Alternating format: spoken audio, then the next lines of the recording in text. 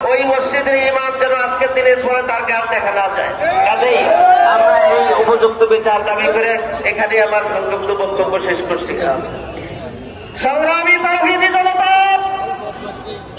দাবি বদল জোরদার, সাদিয়া লিডার গ্রেফতার, দাবি বদল জোরদার, প্রশাসনকে দ্রুত এই ফরিদপুর সাদিয়া লিডার আছে অবিলম্বে তাদেরকে গ্রেফতার করে দৃষ্টান্তমূলক শাস্তির ব্যবস্থা করুন।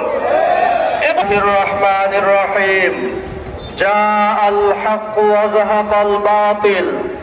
আজকে ফরিদপুরের সর্বস্তরের আলেম ওলামা, দাওয়াত ও তাবলীগের সাথী এবং সর্বস্তরের তাওহীদি জনতা কর্তৃক আয়োজিত রাজধানী ঢাকার টঙ্গী তুরাগ ময়দানে সন্ত্রাসী দেশ এবং ইসলামের বিরুদ্ধে অপতৎপরতা পরিচালনাকারী সন্ত্রাসী সাদ গ্রুপের তাণ্ডব এবং হত্যাযজ্ঞের প্রতিবাদে আজকের এই প্রতিবাদ এবং তাদের খুনিদের বিচারের দাবিতে আয়োজিত সমাবেশে ইতিমধ্যে উপস্থিত হয়েছেন সাদিয়া লিডারকে গলায় গামছা দিয়ে গুলি আমার সামনে পাবে।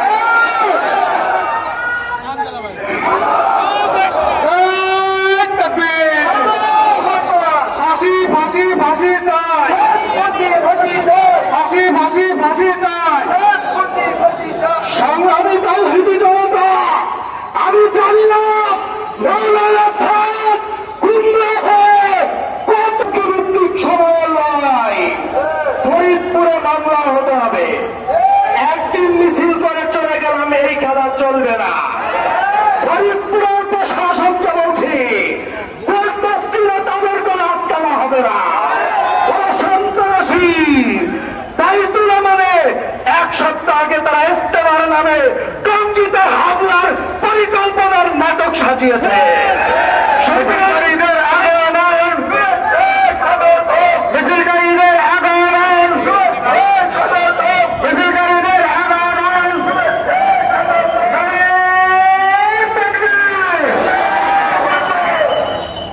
সংগঠিত হিন্দু জনতা দায়িত্ব মানে মৌলবী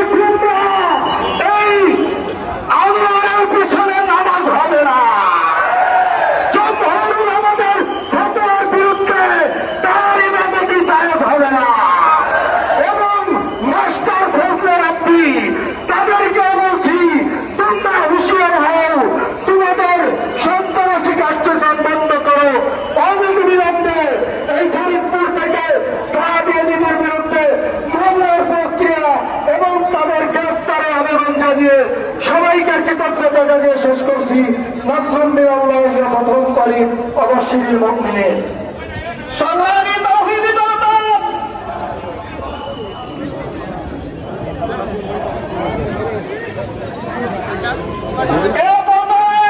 বক্তব্য নিয়ে আসছে হাফেজ মোহাম্মদ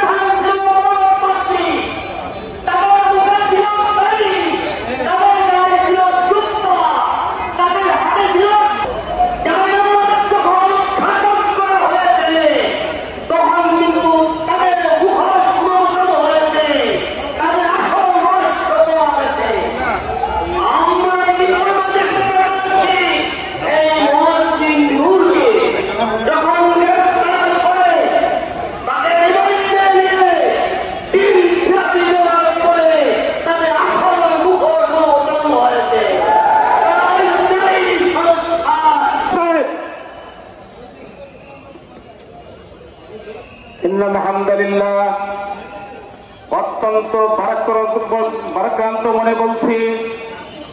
আজকে আমি মনে করি যে সমস্ত লোকেরা শাপলা চত্বরে তাহাজ্জুদরত অবস্থায় যাদেরকে মিছিলকারীদের আগমন